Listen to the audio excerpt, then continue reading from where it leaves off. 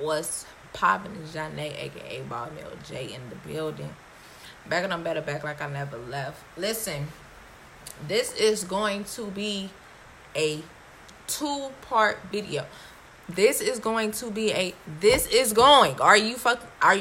Sorry. Almost got a little carried away. This is going to be a 2-part video. This video is kind of long, and I know I talk a lot. So therefore, I'm going to cut it down into 2 parts. This is part 1. If you want part 2, all you have to do is simply say, Janae, drop part 2 in the comments. All you have to do. Once again, this is part 1. If you want part 2, just tell me and I will upload it for you. You don't have to be all rowdy. All the extras is not necessary. This is Glasgow. Damn, am I saying that right? Glasgow. Am I saying that right? I hope so. Gang documentary in 06. 06 was 10 plus years ago, so it could have changed, but one of my subbies that I love dearly told me to check out the video. I guess to like gain some background sense on his city. So without further ado, here it is. We're gonna jump right into this joint, see what it's hitting for, and let go.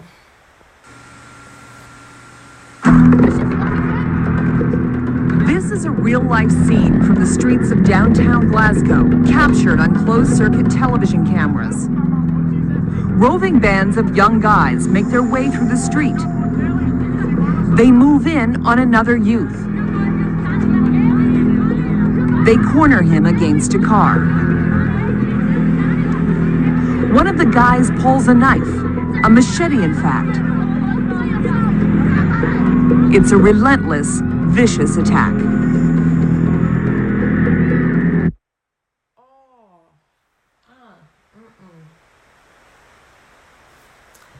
You know what's so fucked up? And it's so fucked up. I'm becoming like used to this. Like it just, and that's so fucked up to say. Like this should never just feel like normal to people. And I know for facts I'm not the only one. It's just like when you see it so much, and it's like, not to say that it's normal, but it's not shocking. Like, when you see, you be like, damn. But it ain't like, wow, I never would have thought somebody would do that. I have no compassion. And, like, I have no faith. I have faith. It's hard to explain. Like, I have faith, but I don't. Like, people just be so fucked. Like, that's fucked. To pull a machete on somebody. That remind me of the little situation. Not even a little situation. The situation that happened in the Bronx. When they literally pulled the machete out on Junior and literally like whacking this man with a machete, bro. The boy nearly died. The teen wielding the knife was caught and charged with attempted murder. A random attack? No. That's what the kids do on a Friday night.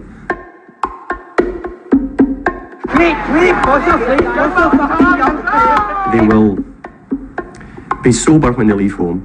They will take a knife with them. It will be a locking knife. They'll hide it down the front of their shorts. They'll go a short distance and they'll meet some of their friends. They'll share a bottle of wine. They'll share some high-strength lager or beer. Then they'll meet another group, and the other group will be the opposition, who will have had the same preparation for the evening. And then they'll fight. So can I ask you a question? Is that what they call a chip? That's a slash.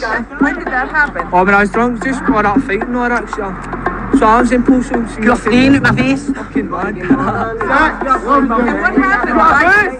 I was slashed by a knife. What's up? We don't have more or less every day about here. And they could fight 100 times, and the worst that will happen is somebody will get caught and be kicked several times, or someone will get punched. But now and again, two men will square up, or young men will square up, one with a knife and the other with a baseball bat.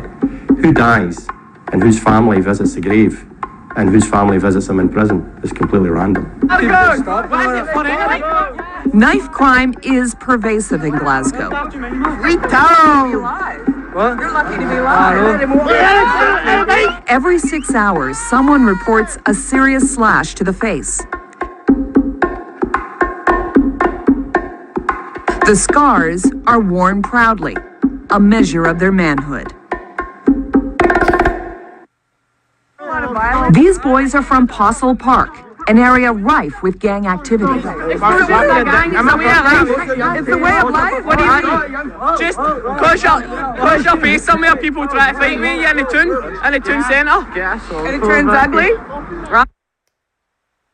Honestly, I see no difference from them and the kids in Chicago. Literally, it's just how it be. Like, as fucked up as it may sound, some people are just products of their environment. And even like people in my comments was like, knife crime over here is like dumb crazy, like, but low key slick. I probably would rather have a knife than, I don't know, cause is a machete, would that be considered a knife? Cause fuck that, fuck that. But it's really like the lesser of two evils between a knife and a gun, you know. Sometimes Recreational violence and territorialism. What's recreational violence? There's no profit. If you're a robber and you present a knife to somebody and say, give me your watch, there's a profit in that. You're getting a watch for your trouble. With territorialism, recreational violence is just, why are you fighting? Because you don't come from here. We come from here, you come from there, we fight. What causes the fight between gangs? Rivalry over what? People want to be the best. The best at what? Best at fighting, madness, no. That's better not being Glasgow, and I'll sue asses to the ground.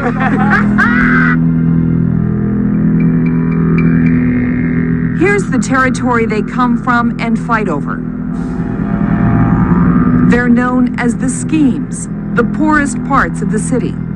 In North America, we would call them the housing projects. The violence may start here, but as we showed you, it often spills onto the streets of downtown. Here's another example. On this particular night, several groups of young men meet up downtown, and the result is a full-on brawl. Over 600,000 people live in Glasgow. Some 2,000 boys and young men take part in gang violence.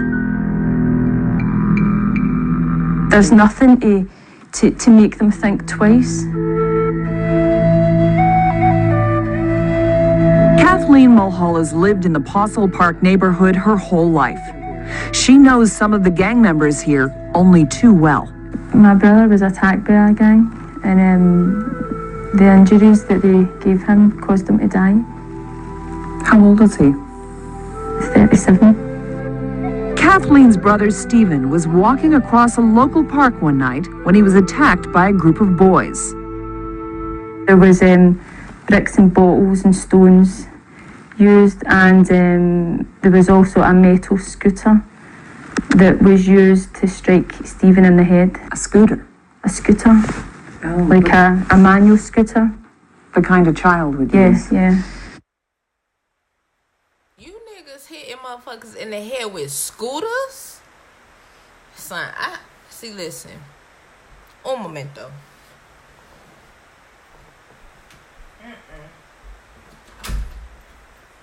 Listen.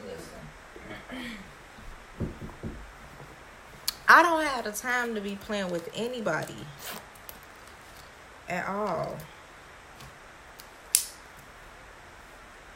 All the time. I keep my baby with me 24/7.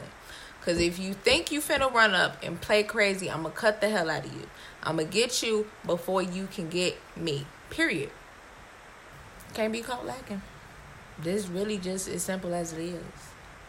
You can run up and play crazy if you want to. Both of us going to be hurt. The impact that the scooter had in Stephen's head caused a fractured skull, which caused a blood clot, which over a period of time, because the blood clot was growing, caused Stephen to die.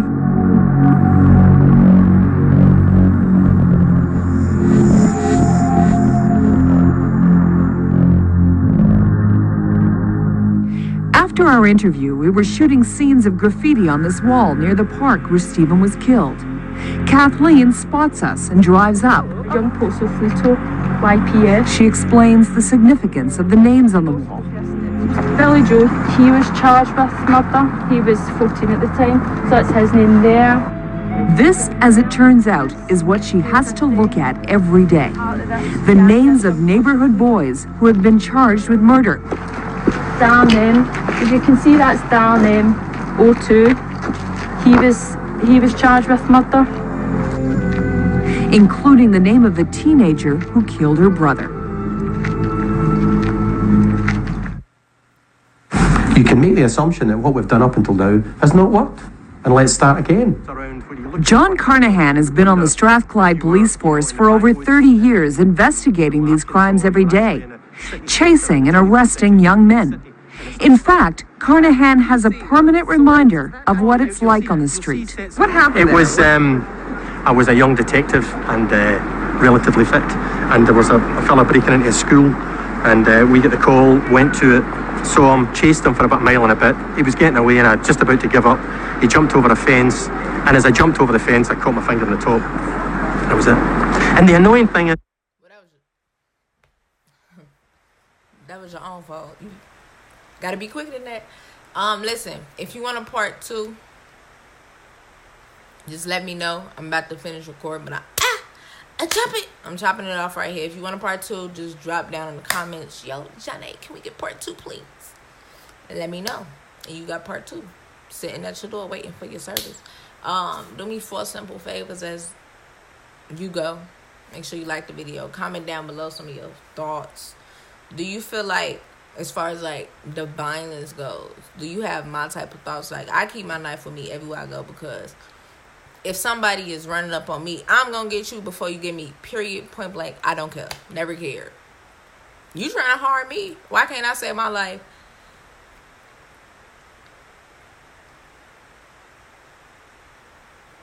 If you trying to take it from me. Make sure you subscribe to the channel if you have not already. I would greatly appreciate it. Last but not least, make sure you hit that share button. Copy and paste the link in the group chat. Tell a friend, tell a friend, tell a friend. Share with the world. Get that discussion popping. Okay?